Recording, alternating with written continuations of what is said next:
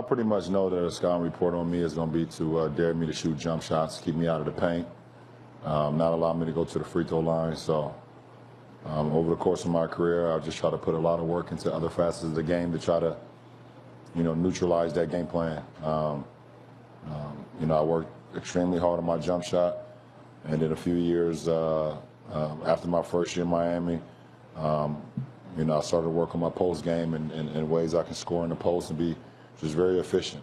And, tonight was just a byproduct of that. So, you see, how are LeBron and the Cavs just able to dominate this Toronto team? I mean, they're just dominating them. Well, LeBron, you're not going to see a stat line like that, especially with the guy only taking 28 shots. He only scored 7 points, what they call the easy points. That's the 3-point, hit 1 3-pointer, hit 4 free throws. He got 7 out of his 43. Dude had 19 field goals. 17 of them were contested. And the difficulty to the shot. So even Casey, they're looking at Toronto, they're looking at the defense and, well, man, he hit tough shots. Well, let's make him take tough shots. No, I'm like CJ. They need to double team him. Let somebody else make these shots. Make him throw to someone else. We know LeBron's first nature is to be unselfish. I would force that first nature out. LeBron's not going to beat me.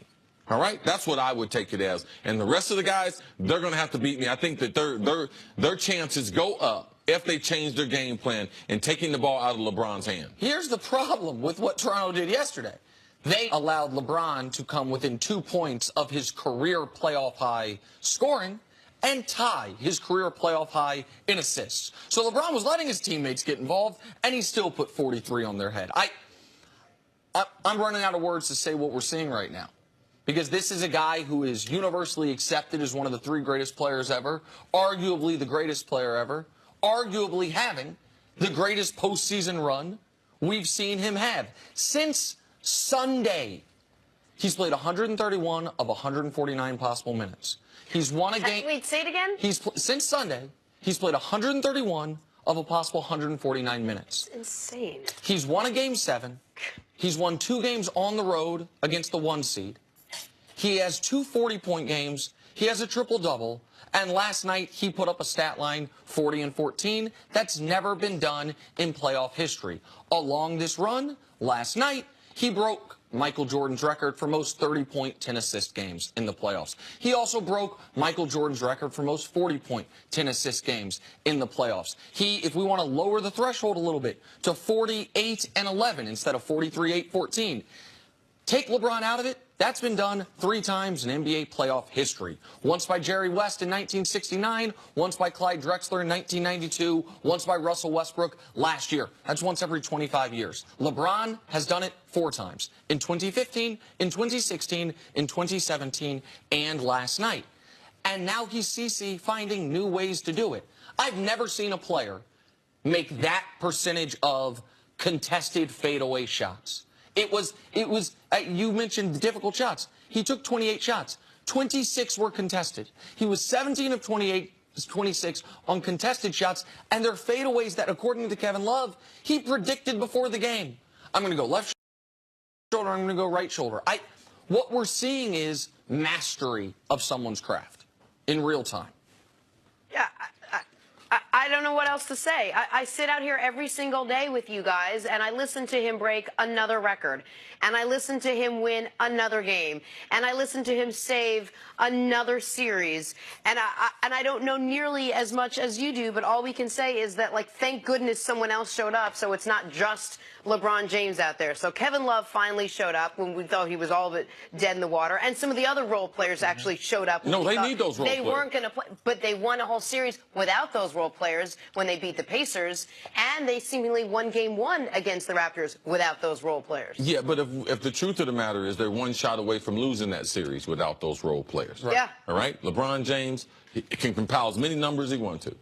If he don't get championship number 4, they're not going to mean that much. All right? And he can't do that without role players. He can't score enough. He can't assist enough. All right? This is a game of being able to throw talent at people. And eventually, LeBron will run into If he gets through the East, he will run into teams that are talented. So the role players, yeah, we can talk about all the stats we want to. Yeah. But these role players will play a significant part in LeBron James and what the narrative is about him. What do you think about what Kevin Love did last night and the way his teammates, you made a point when we were talking on the phone at halftime, about his teammates rooting for him as he was, before shots went in, like if you watch the bench, their body language on that, and how much that helped him have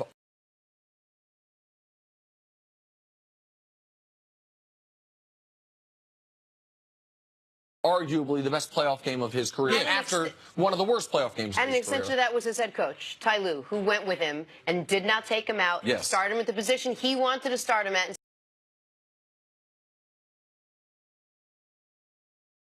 Played well in game one. He gave them a burst in the last series against the Pacers that they needed. But no, they know what's best. And besides LeBron James, there's not a player on Cleveland's team that's more beloved than Kevin Love. And I believe that what they went through with him and the Isaiah thing and Dwayne Wade and then him opening up, saying how he struggled with some things off the court, I believe that's endeared himself to the staff there and the players more so. So you could see them pulling for him. That's why you love team sports. Yeah. That's why you love your teammates, because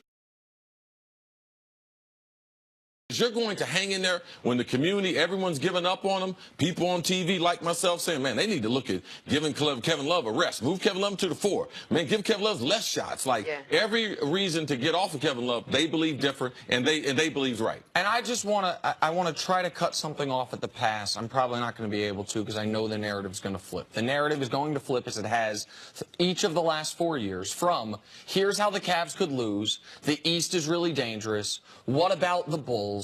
What about the Hawks? What about the #1 seed Isaiah Thomas-led Celtics? What about the 59-win bench mob home court advantage Toronto Raptors? It's going to flip from that to, well, of course LeBron won the East. The East is terrible. Like, you get no credit for that. This Raptors team is really good.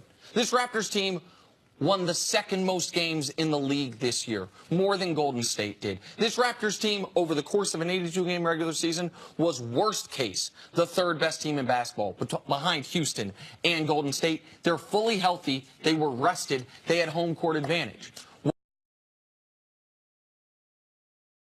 What we are seeing is a team that, despite all of that, can't beat a team with this guy on it. And can they, even a series, can they steal one in Cleveland? Well, they're 1 in their last 28 on the road against LeBron James.